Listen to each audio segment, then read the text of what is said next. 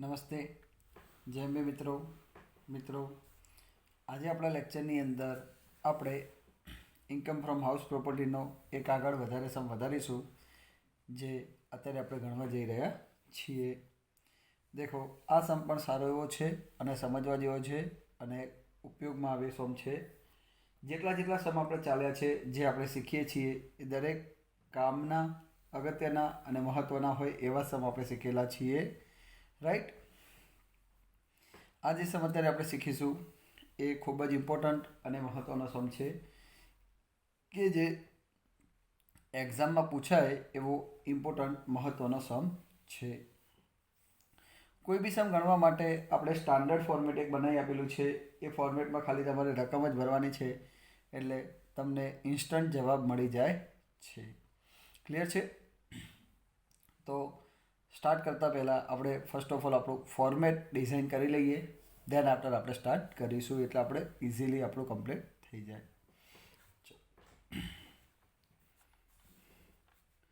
Statement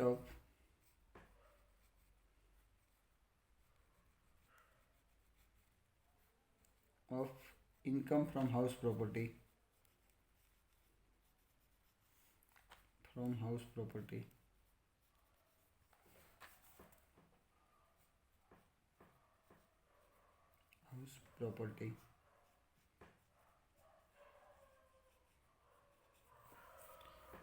statement of income from house property. અહીંયા આવશે particular.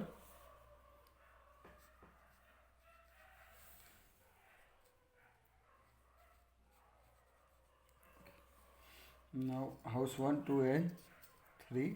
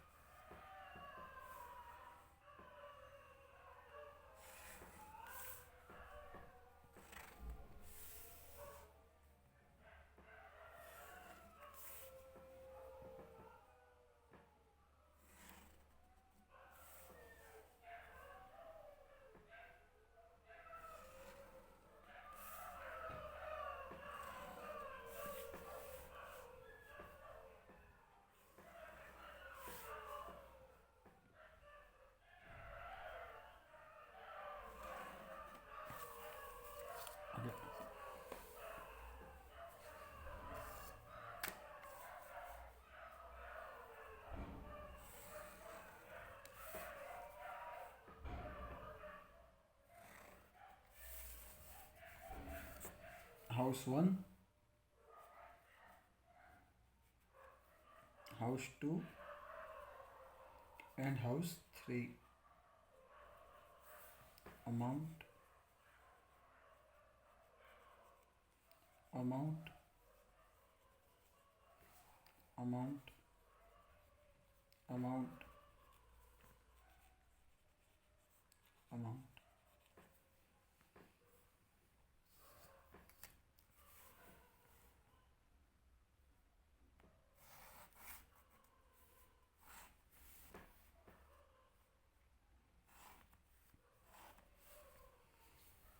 Step 1 અહીંયા આવશે.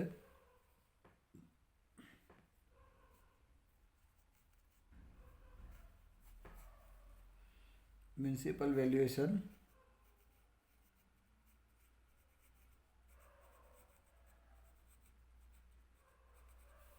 and fair rent.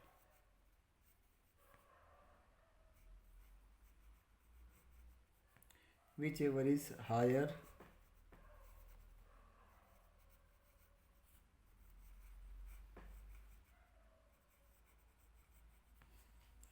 compare with standard rent.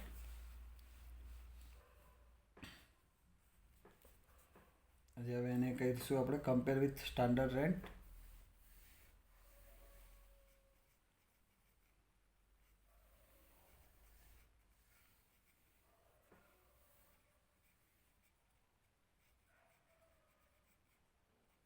whichever is lower.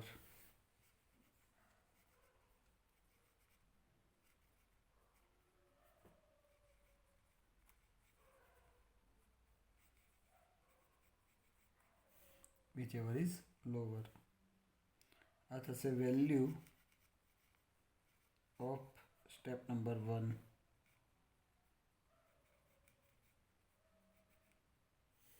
Step 1ની value થશે. પછી આવશે step 2.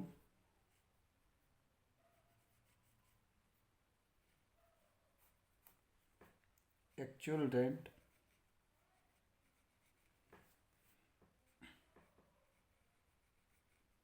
receive or receivable or receivable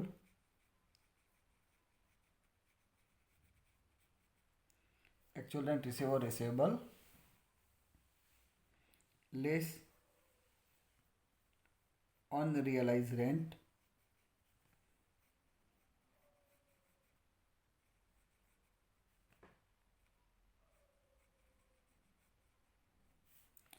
net receivable rent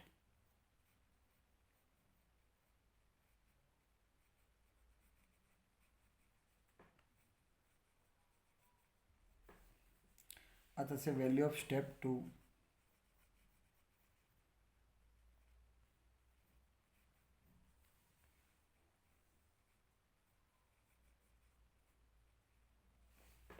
Step 2. Now step 3.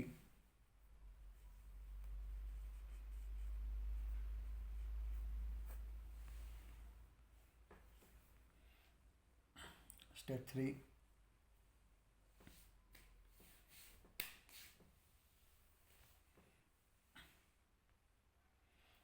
Value of step 1 and step 2. Step 1 and step 2. Whichever is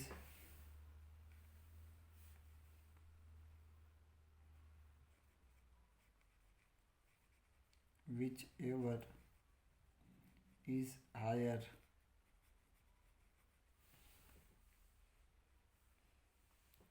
આ થશે value of step 3.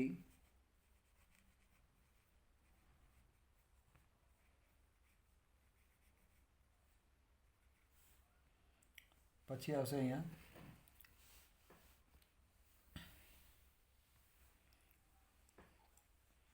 Step 4.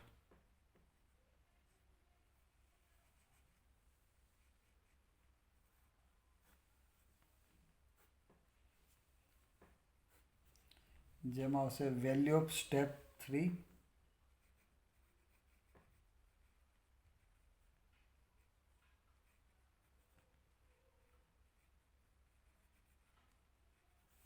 Step 3ની value less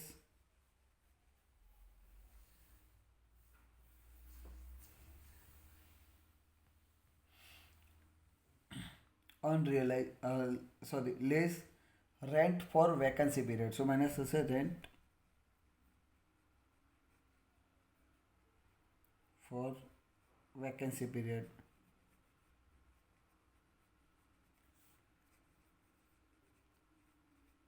minus કરીએ એટલે આ જે આવશે એ કહેવાશે gross annual value.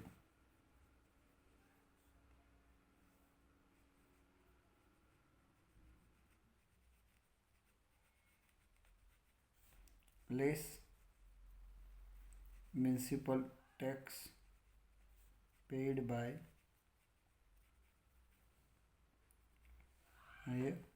owner. municipal tax paid by owner એટલે થશે net annual value.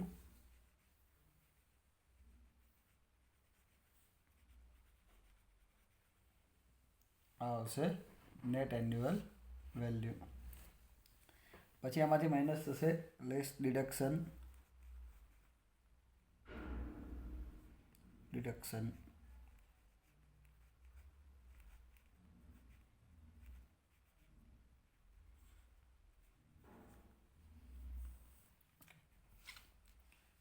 આ રીતે અહીંયા થાય છે. હવે આની અંદર આપણે જે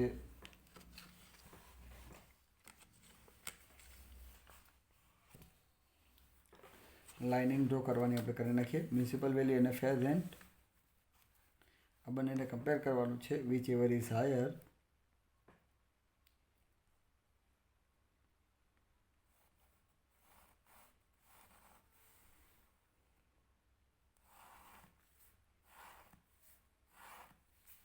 compare with standard rent, whichever is lower.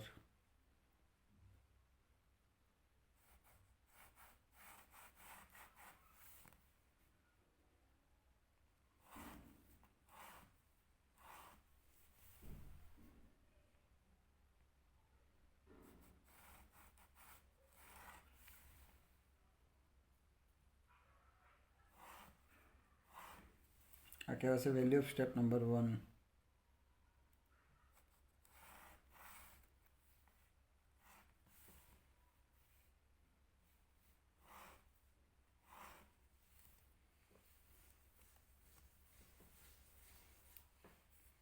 પછી આવશે actual rent,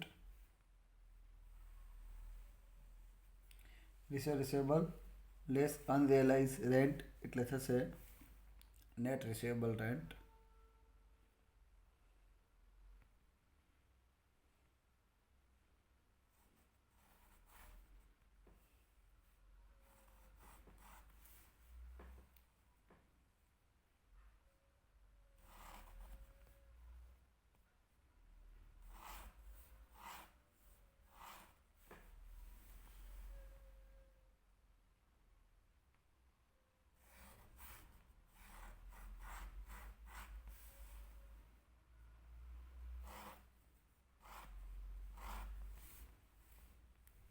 Okay, so value of step 2.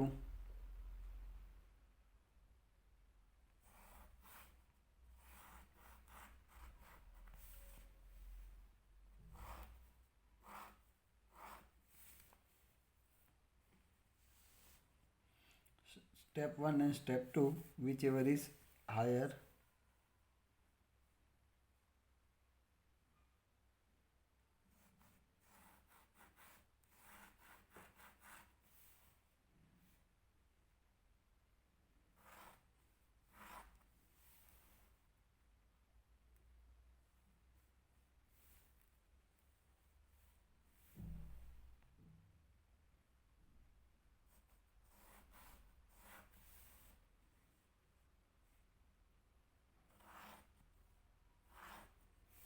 Okay, as a value of step 3.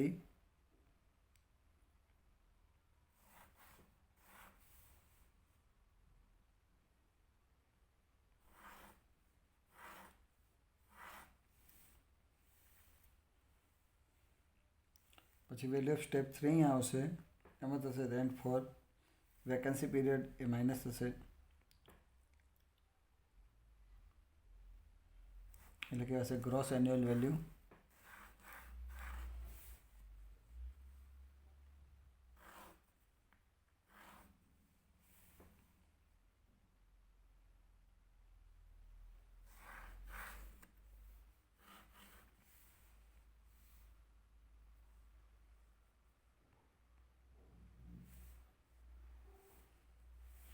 Municipal tax minus થશે એટલે આવશે નેટ એન્યુઅલ વેલ્યુ.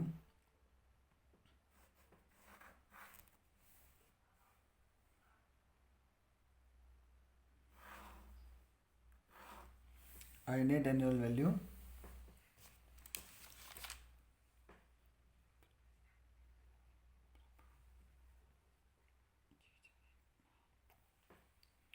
જે નેટ એન્યુઅલ વેલ્યુ આવી આમાંથી માઇનસ હશે અહીંયા ડિડક્શન.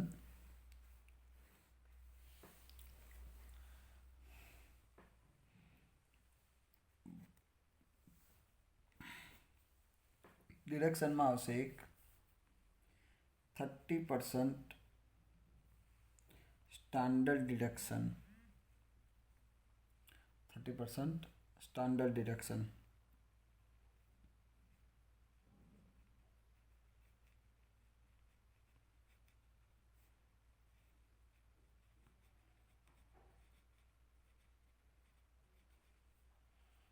બીજું આવશે પહેલું 30% standard deduction.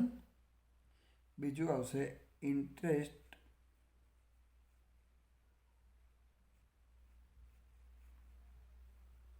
on loan taken for construction,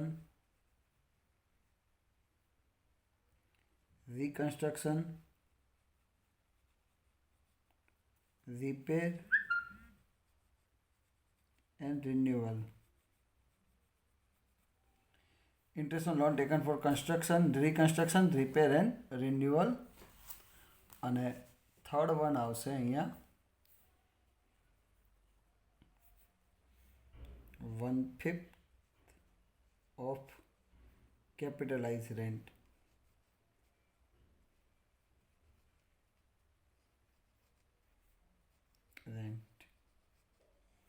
આટલું પ્લસ કરીએ એટલે થશે net taxable income from house property.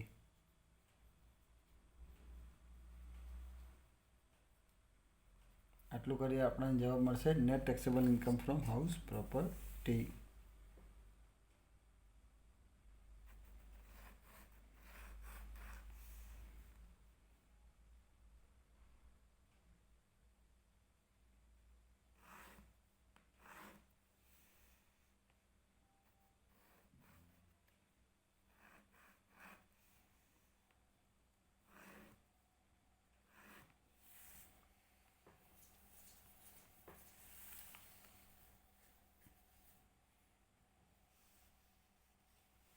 જો આ રીતે આખું આપણું ફોર્મેટ એક તૈયાર થઈ જાય છે અને આ ફોર્મેટ એક વખત ડિઝાઇન થઈ જાય પછી તો એમાં ખાલી આપણે અમાઉન્ટ જ જે છે એ ગણતરી કરવાની રહે છે. Municipal fair rent which ever higher compare standard rent which ever is lower, right.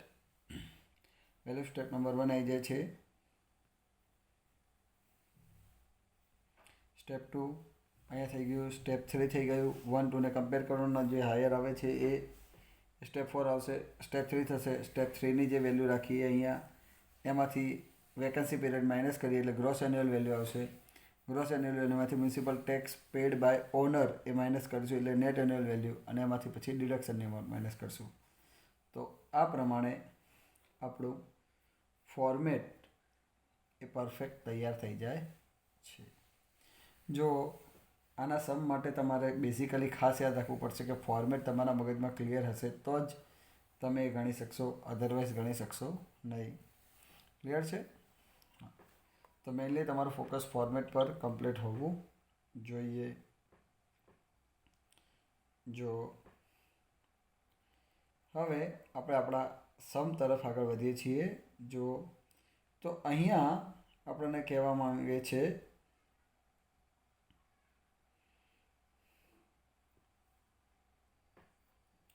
જો આપણો સમ નંબર 10 શું કહે છે અત્યારે આપણે એના તરફ આગળ વધીએ. એ શું કહેવા માંગે છે? જો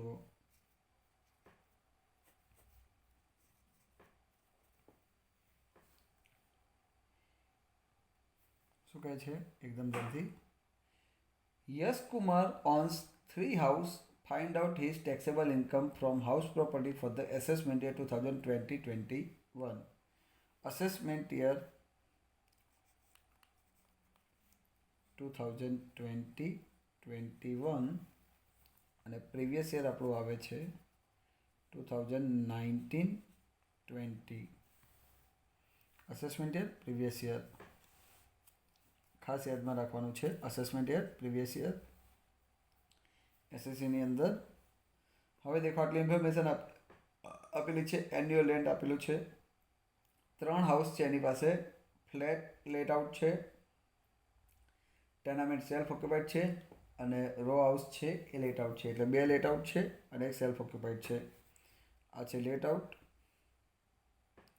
આ છે સેલ્ફ ઓક્યુપાઈડ, આ છે લેટ આઉટ. આ રીતે છે.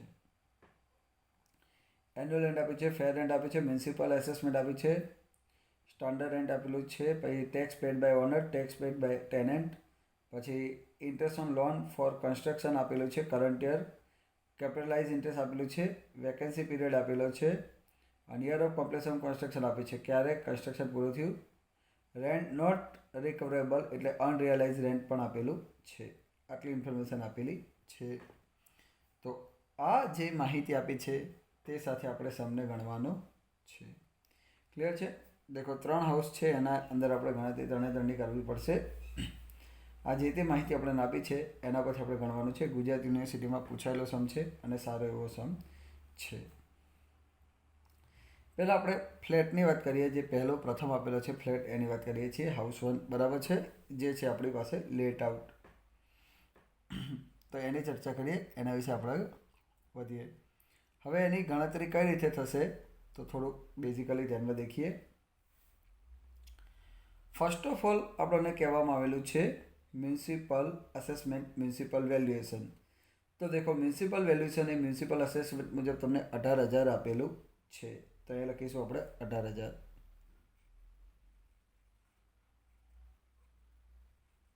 ઓકે.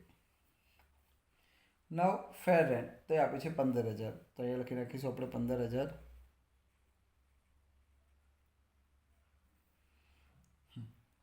રૂલ્સ કહે છે વિચ એવર ઇઝ હાયર. આ બંનેમાંથી જે વધારે હોય તો કેટલો આવશે? 18,000 આવશે. Compare with standard rent. Standard rent નથી આપ્યું એટલે અહીંયા dash. Which ever is lower તો 18,000 નો 18,000 જ રહેશે. તો આ જે આવ્યું આપણું સ્ટેપ 1 ની વેલ્યુ કહેવાય 18,000. 18,000. ક્લિયર છે? Now as per the norms of step number 2. Step number 2 શું કહે છે? actual rent received or receivable. actual rent receive or receivable. તો દેખો અહીંયા તમને એકચ્યુઅલ રેન્ટ કેટલો આપેલો છે? 15,000 દેખાય છે. જે ફર્સ્ટ આપેલું છે પહેલાં 15,000.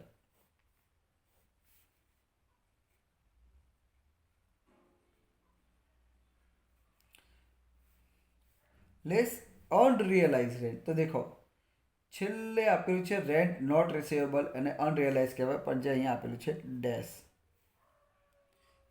આને કહેવાશે નેટ રિસીવેબલ રેન્ટ. એ આપણે અહીંયા લખી શકીશું 15,000. નેટ રિસીવેબલ રેન્ટ અહીંયા આપણને મળી જશે, એ આવશે 15,000. આ જે જવાબ આવ્યો આપણો કહેવાશે વેલ્યુ ઓફ સ્ટેપ 2. 15,000 અહીંયા મૂકી દઈએ.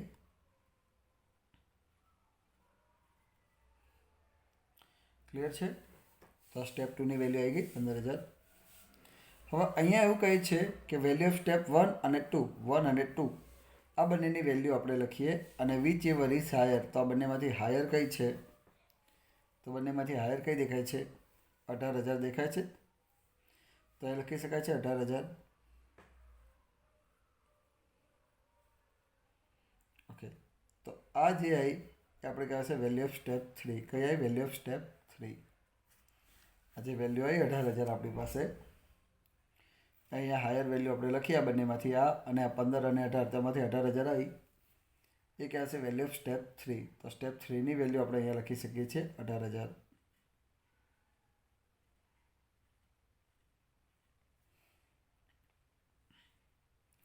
આ જે સ્ટેપ 3 ની વેલ્યુ હોય 18,000, એ વેલ્યુ આપણે પાછી ને પાછી અહીંયા મૂકવાની છે સ્ટેપ 4 ની અંદર. કારણ કે એમાં લખેલું છે, શું લખેલું છે અહીંયા?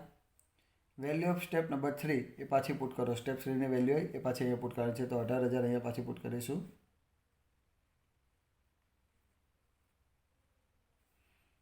Less rent for vacancy period. Vacancy પીરિયડનું રેન્ટ માઇનસ કરવાનું છે. તો દેખો વેકેન્સી પીરિયડની અંદર અહીંયા જો તમને આપેલું છે વેકેન્સી પીરિયડ, અહીંયામાં ડેશ કરેલું છે. તો અહીંયા વેકેન્સી પીરિયડમાં ડેશ છે એટલે આપણે અહીંયા ડેશ કરી નાખીશું. કારણ કે વેકેન્સીનો કોઈ રેન્ટ આવશે નહીં. ડેશ છે એટલે આપણે ઓલરેડી ડેશ કરી નાખીશું. આ જે જવાબ આવ્યો આપણો એ કહેવાશે ગ્રોસ એન્યુઅલ વેલ્યુ. આમાંથી આપણને જવાબ મળ્યો એ આપણે કહેવાશે ગ્રોસ એન્યુઅલ વેલ્યુ. તો 18,000 ડેશ જાય એટલે કેટલો આવશે? 18 નું 18,000. તો એ લખી નાખીશું આપણે 18,000. આ જે જવાબ આવે આપણો કહેવાશે gross annual value. Less municipal tax paid by owner. શું કહે છે? હવે આમાંથી માઇનસ કરો. Municipal tax paid by owner. તો દેખો મ્યુનિસિપલ ટેક્સમાં આપણને બે આપેલા છે, paid by owner and paid by tenant. જો કે ટેનેન્ટમાં આની અંદર તો ડેશ મારેલું છે એટલે કોઈ તકલીફ નથી, આની અંદર ટેનેન્ટમાં ડેશ મારેલું છે એટલે તકલીફ નથી, એટલે આમાં ખાલી એક ઓનર જ છે. બાકી જો ટેનેન્ટનું આપેલું હોય તો આપણે ગણવામાં આવશે નહીં, કારણ કે ઓનરે પે કર્યું હોય એ જ ગણાશે. આપણે ક્લિયરલી ચોખ્ખા શબ્દોમાં કીધેલું છે. તો અહીંયા ઓનરે જે પે કર્યું હોય એ બાદ મળે, તો એવું છે અહીંયા 500 આવી જશે 500. તો 18,000માંથી 500 જાય તો અહીંયા જવાબ આવશે 17,500. 17,500. તો એ આવી ગયું આપણું net annual value. Clear? Less deduction આપણે ગણીએ તો સ્ટાન્ડર્ડ ડિડક્શન આવશે 17,500 કરીએ તો પહેલાં આવશે અહીંયા 30%. તો 17 તરી 51 અને 5 તરી 15, 150 એટલે 5100 ને 150 એટલે થશે 5250. અહીંયા 30% કીધેલું છે, તો 17,500 આપણે 30% કરીએ તો 17 તરી 51 અને 5 તરી 15 એટલે 5100 અને 150 એટલે 5250 થશે. તો અહીંયા આવશે 5. આંદાની બાજુ લખીએ એવું કરીએ, નામ તો અહીંયા લખી નાખીએ 5250.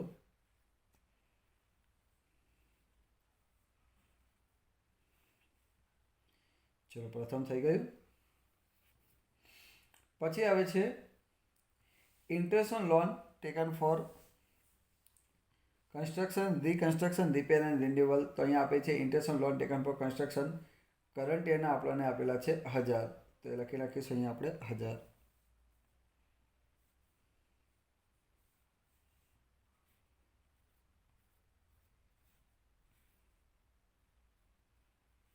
ત્યારબાદ આવે છે 1/5 ઓફ કેપિટલાઇઝ ઇન્ટરેસ્ટ. કેપિટલાઇઝ ઇન્ટરેસ્ટના 1/5. તો કેપિટલાઇઝ ઇન્ટરેસ્ટ આપણને આપે છે 5,000.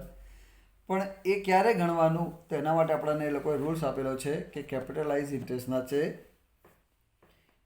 Capitalise interest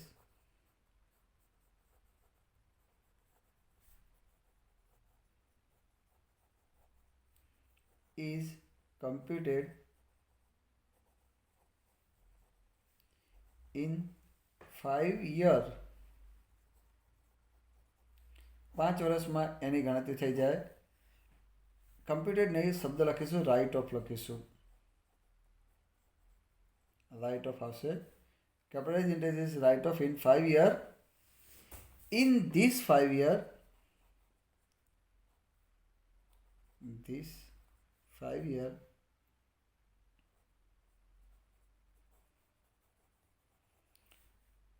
previous year is included. એટલે કે કેપિટલાઇઝ ઇન્ટરેસ્ટ 5 વર્ષમાં રાઇટ ઓફ કરવામાં આવે છે. 5 વર્ષની અંદર પ્રીવિયસ યર આવી જવું જોઈએ. અહીંયા આપણું ક્યારે પૂરું થાય છે? ઇન ગિવન સમ આપણું જે કન્સ્ટ્રક્શન કમ્પ્લીટ થાય છે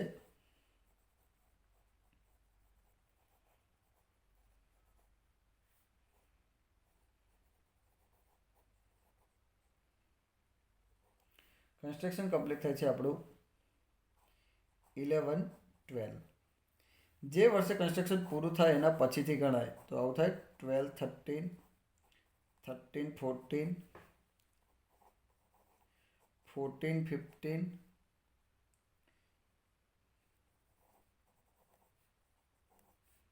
15-16, 16-17. આપણું પ્રીવિયસ યર કયું છે? 19-20. પ્રીવિયસ યર છે 19-20. ચલો આની અંદર આવ્યું પ્રીવિયસ યર. પ્રીવિયસ યર આવવું જોઈએ, આવે છે આની અંદર? નથી આવતું. આ ક્રાઇટેરિયામાં પ્રીવિયસ યર આવ્યું નથી આવતું. તો આ કેપિટલાઇઝ ઇન્ટરેસ્ટ અહીંયા આપણે ગણાશે નહીં. જો પ્રીવિયસ યર આની અંદર આવી જતું હોય તો એ કેપિટલાઇઝ ઇન્ટરેસ્ટ આપણને બાદ મળે. આમાં ના આવતું હોય 5 વર્ષમાં તો બાદ મળશે નહીં. તો કેપિટલાઇઝ ઇન્ટરેસ્ટ અહીંયા આવતું નથી એટલે બાદ મળશે નહીં. અહીંયા થઈ જશે ડેશ.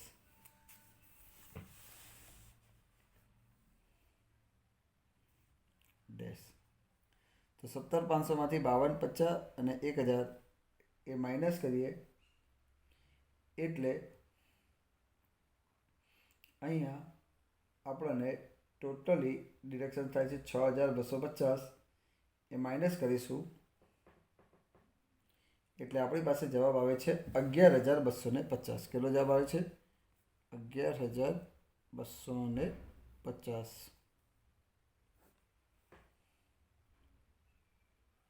ક્લિયર છે? આ જે જવાબ આવ્યો એ હાઉસ નંબર 1નો આવ્યો કે જે લેટ આઉટ હતો. એની અંદર આપણે ટેક્સેબલ વેલ્યુ એની આવી 11,250, જે આપણે હાઉસ 1ની જોવા મળી. નાઉ હાઉસ 1નું કમ્પ્લીટ થયું. હવે હાઉસ 2 ઉપર તરફ આગળ વધીએ. જો હાઉસ 2 આપણું જે છે એ છે સેલ્ફ ટેનામેન્ટ છે. સેલ્ફ ટેનામેન્ટ એટલે સેલ્ફ ઓક્યુપાઈડ છે, એ ખુદ વાપરે છે. તો આપણે બધા સેલ્ફ ઓક્યુપાઈડ હાઉસનો રૂલ્સ જાણીએ છીએ. We all are knowing better well about the rules of self occupied, right? Self occupied house હોય એટલે આપણે બધા જાણીએ છીએ કે સ્ટેપ 1 ના આવે, 2 ના આવે, 3 ના આવે, 4 ના આવે. એટલે કોઈ સ્ટેપ અહીંયા આવે નહીં.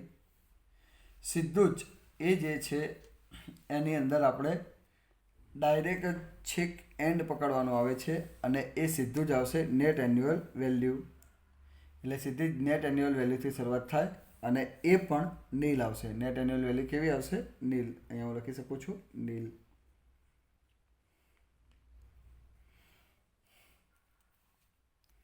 લેસ ડિડક્શન એમાં થશે. પહેલો આવશે 30% સ્ટાન્ડર્ડ ડિડક્શન, તો એ થઈ જશે ડેશ. કેમ? અહીંયા 30% સ્ટાન્ડર્ડ ડિડક્શન આવે જ નહીં. કેમ ના આવે? આપણે બધા જાણીએ છીએ કે આ કેવું હાઉસ છે? Self occupied. એટલે અહીંયા વેલ્યુ આવી ગઈ નીલ. એ 30% સ્ટાન્ડર્ડ ડિડક્શન કોના ગણાય? આ નેટ એન્યુઅલ વેલ્યુના ગણાય. નેટ એન્યુઅલ વેલ્યુ શૂન્ય આવી ગઈ તો એનું કોઈ 30% નીકળવાનું છે જ નહીં.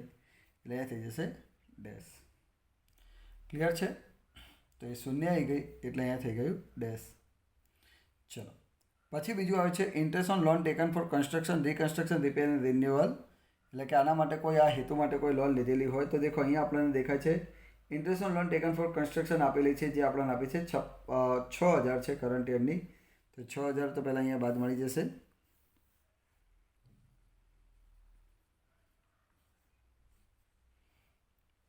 ચલો ત્યારબાદ આવે 1/5 ઓફ કેપિટલાઇઝ ઇન્ટરેસ્ટ. કેપિટલાઇઝ ઇન્ટરેસ્ટના 1/5 થશે. ક્લિયર? તો દેખો કેપિટલાઇઝ ઇન્ટરેસ્ટના આપણે 1/5 કરીએ તો કેટલા આવશે? તો દેખો જે આપણે અહીંયા દેખીશું કે કન્સ્ટ્રક્શન ક્યારે પૂરું થયું છે આપણું? 15/16માં. અહીંયા આપણું કન્સ્ટ્રક્શન કમ્પ્લીટ ક્યારે થયું છે? 15/16માં. તો અહીં લખી શકું છું હું 15/16. ઓકે. એમાં પ્રીવિયસ યર 19-20 આવે છે કે નહીં આવતું? 15/16 પૂરું થયું એટલે એના પછી શરૂઆત થાય 16-17, 17-18, 18-19 અને 19-20. પ્રીવિયસ યર આપણું આવી ગયું તો 1/5 પોર્શન બાદ મળશે. પ્રીવિયસ યર આવી ગયું તો કેટલું બાદ મળે? 1/5. તો હાઉસ 2ની અંદર કેપિટલાઇઝ ઇન્ટરેસ્ટ કેટલું થશે? ઇન્ટરેસ્ટ તો એ થશે 30,000 into 1/5. એ થશે 6,000. કેટલું આવ્યું? 6,000. તો અહીંયા આપણે લખીશું 6,000.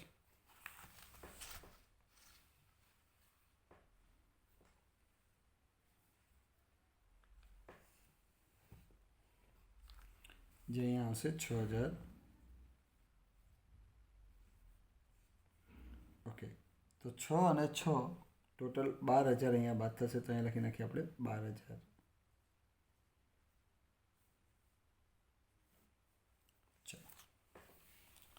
તો આ જવાબ આપણને માઇનસમાં મળ્યો છે. ઓકે. એટલે આ સેકન્ડ હાઉસ કમ્પ્લીટ થઈ ગયું. હવે થર્ડ હાઉસની વાત કરીએ આપણે, ત્રીજા હાઉસની. અગેઇન આ હાઉસ છે લેટ આઉટ છે. કયું છે? Let out. ચલો લેટ આઉટ છે એટલે એની બધી આપણે જે ગણતરી કરવી પડશે. ફર્સ્ટ ઓફ ઓલ આવે છે મ્યુનિસિપલ અસેસમેન્ટ પ્રમાણે મ્યુનિસિપલ વેલ્યુએશન એને આપી છે જે છે 39,000. તો અહીં આપણે લખી શકીએ છીએ 39,000. ઓકે. નાવ ફેર રેન્ટ આપી છે 42,000.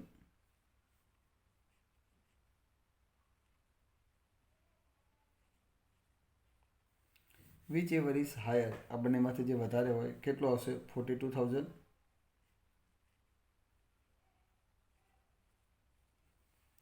ક્લિયર છે? Okay.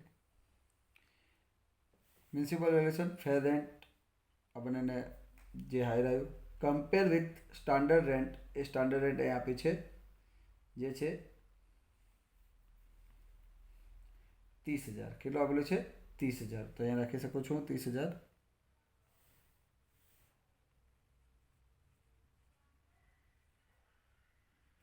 Which ever is lower, આ બંનેમાંથી જે ઓછું હોય કેટલો હશે 30,000.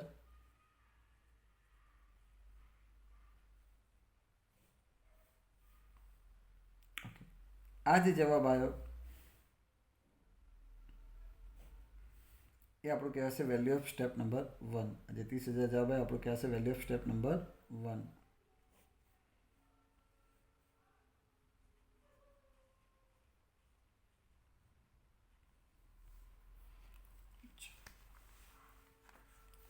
નાવ સ્ટેપ નંબર 2 શું કહે છે? એકચ્યુઅલ રેન્ટ રિસીવ ઓર રિસીવેબલ, ખરેખર મળેલું ભાડું કે મળવાપાત્ર ભાડું. તો દેખો અહીંયા આપણને દેખાય છે એકચ્યુઅલ રેન્ટ રિસીવ ઓર રિસીવેબલ આપી છે 36,000 36,000.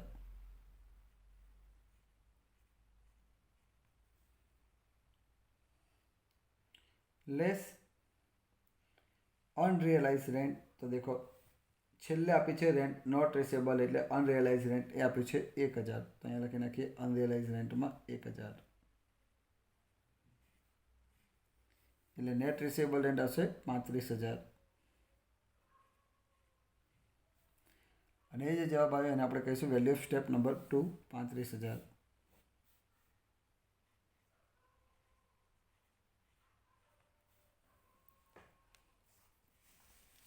પછી સ્ટેપ 3 શું કહે છે?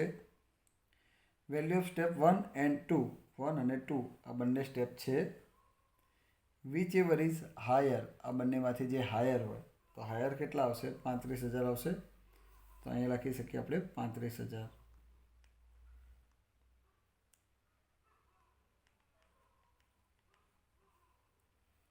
ઓકે. એ જે જવાબ આવ્યો કે હશે વેલ્યુ ઓફ સ્ટેપ 3, અહીંયા લખી દઈએ 35,000.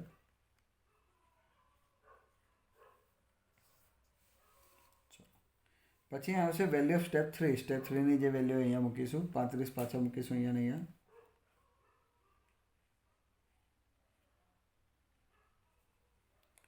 ક્લિયર? ઓકે. નાઉ પછી શું કહે છે આની અંદર આજે 35 પાછા મૂક્યા. હવે સ્ટેપ 4માં શું કહે છે? વેલ્યુ ઓફ સ્ટેપ 3 તો એ આપણે મૂકી 35,000. હવે અહીંયા શું કહે છે? લેસ, જો એકદમ ધ્યાનથી દેખજો, less rent for vacancy period, vacancy પીરિયડનું રેન્ટ માઇનસ કરો. તો હવે અહીંયા આપણને વેકેન્સી પીરિયડ કેટલો આપેલો છે? જે સૌથી છેલ્લેથી લાસ્ટમાંથી ત્રીજા નંબરે આપી છે વેકેન્સી પીરિયડ અહીંયા કીધેલો છે 1 મંથ. તો 1 મંથનો રેન્ટ ગણવું પડશે. તો દેખો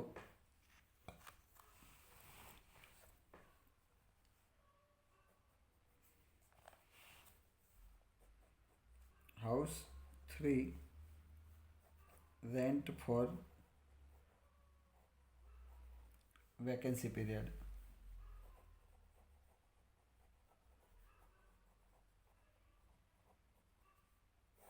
તો દેખો કેટલું કીધું 1 મંથ કીધેલું છે. તો આપણને એકચ્યુઅલ રેન્ટ કેટલો આપ્યું છે? 36,000 આપેલું છે. કયું લેવાનું આપણે? Actual rent.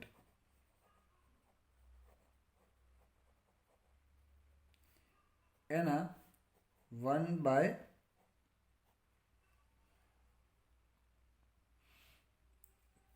કારણ કે 1 મહિનાનું છે એટલે 3,000 આવશે.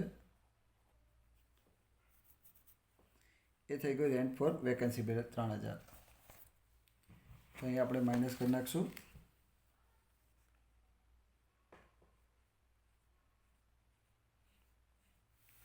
ગ્રોસ એન્યુઅલ વેલ્યુ આપણી પાસે આવી જશે 32,000.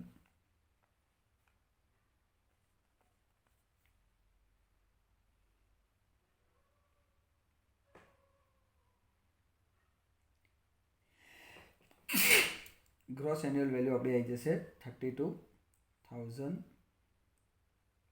ઓકે, હવે એમાંથી માઇનસ થશે ટેક્સ પેડ બાય ઓનર, જે આપેલું છે આપણને municipal tax paid by owner એ આપે છે 1000. એ બાદ કરીએ એટલે અહીંયા થશે નેટ એન્યુઅલ વેલ્યુ 31,000.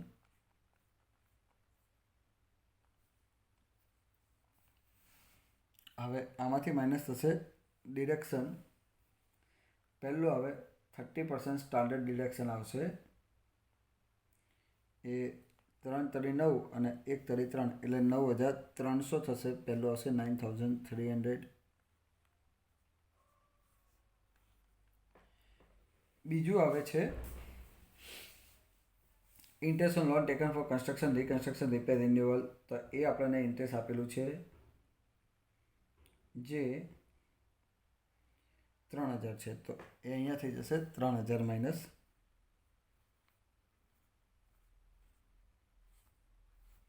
અને 1/5 ઓફ કેપિટલાઇઝ ઇન્ટરેસ્ટ છે.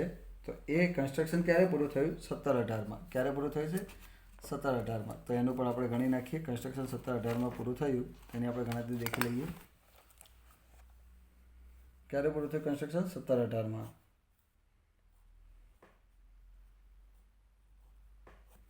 તો દેખો, જ્યારે પૂરું થયું એના પછી આવે 18-19, 19-20 આવી ગયું આપણું પ્રીવિયસ યર. ઓકે, તો એ આપણને બાદ મળશે. હાઉસ 2ની અંદર કેટલું આવશે? હાઉસ 3માં તો કેટલું છે કેપિટલાઇઝ ઇન્ટરેસ્ટ? 12,000. એનો 1/5 કરીએ તો કેટલા થશે? 12,000 આપણે 1/5 કરીએ છીએ તો આવે છે 2,400. કેટલા આવે છે? 2,400.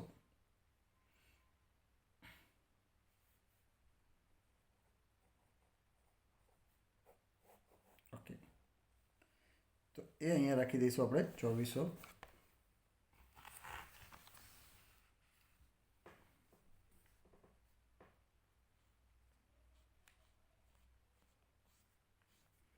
ચલો, આ બધી રકમ માઇનસ કરીએ એટલે આપણો છેલ્લો જવાબ આવે છે અહીંયા 16,300. કેટલો આવે છે? 16,300. ક્લિયર? તો આ થઈ ગયું. આપણે આ રીતે આપણે જોવા મળ્યું. હવે આપણે અહીંયા કેવું હોય ફાઇનલી તો આવું કહી શકાય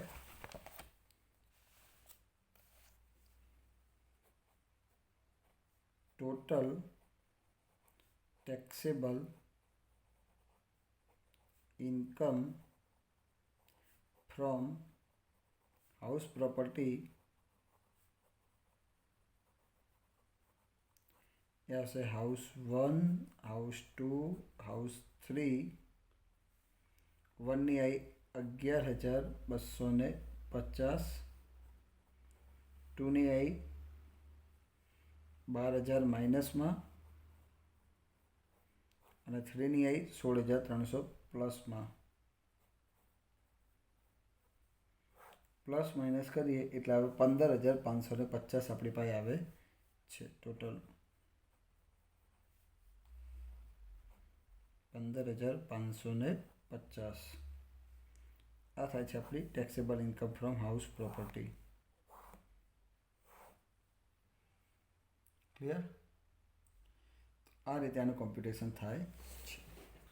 અને લાસ્ટ ટાઈમ એક ટોપિક આપણે દેખ્યો હતો એનું પણ એક વખત એક્સપ્લેનેશન આપી દઈએ કે જ્યારે આ વર્ષે એવો રૂલ્સ આવેલો છે કે એક કરતાં વધારે હાઉસ તમારી પાસે 2 હાઉસ હોય સેલ્ફ ઓક્યુપાઈડ તો તમે ધારો કે તમારી પાસે હાઉસ 4-5 સેલ્ફ ઓક્યુપાઈડમાં હોય તો ગવર્મેન્ટે આ વખતે રૂલ્સ આપ્યો છે કે વધુમાં વધુ 2 હાઉસ સેલ્ફ ઓક્યુપાઈડ રાખી શકો છો.